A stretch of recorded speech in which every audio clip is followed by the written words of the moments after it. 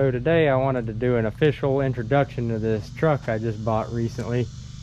And it's a 1986 F250 with 6.9 IDI diesel.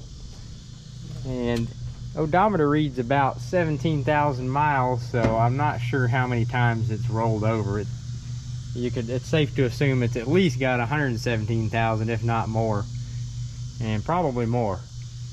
But the truck's been pretty, it's a pretty old and neglected work truck, more or less.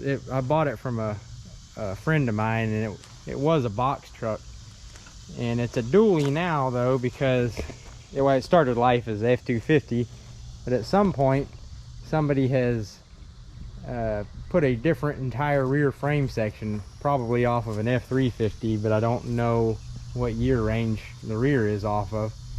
But the frames overlapped and welded.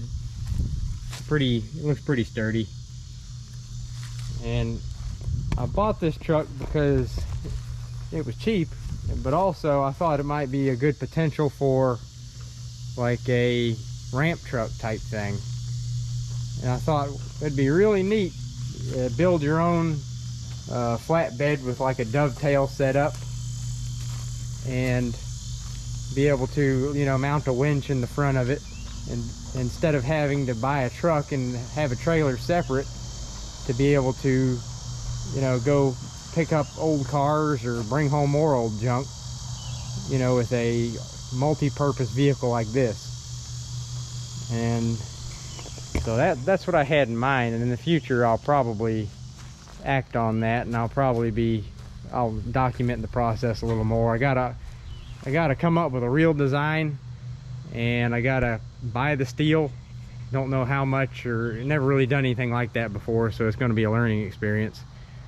But I'll show you the inside, what I've been working on. It's got that neat old blue interior, and in the previous video I was doing the interior plastic, and you can see the kick panels have been re-dyed if you watch the other video. And then if you look around, there's black on the lower section, and everything around the rear glass has been re-dyed also. I sort of re-glued the headliner the best I could. And when I first got it, I spent quite a lot of time cleaning the seats because the upholstery was like black. Everything was pretty bad. It still doesn't look great, but it's not bad considering where it started. The truck had AC originally, but most all of the evaporator components have been removed off of the firewall, and the compressor's missing. And in the future I was thinking about making a universal AC kit fit in here, and I thought I would probably build the shelf back here and then hang underneath the shelf the universal evaporator unit, and probably use a modern sand-in compressor. So that would be really nice to have air conditioning. Oh, I also replaced the rear glass. It had the slider, and I put a one-piece rear glass in it, and the slider was leaking, and it had caused rust in the bottom of the cab. And I didn't go out of my way to fix that rust, but I did stop the rust and stabilize it and seal up the holes. And one of those shorts I did in the past, there was a pretty sizable rust hole in the roof in this top corner, and so I fixed that. So it's coming along pretty well. I've got good plans for it. It should be pretty neat. Probably the last thing I need is another vehicle to bring home more old junk, but it's kind of hard to resist. It'll be kind of fun. So I guess let's hop in it and let's go for a ride.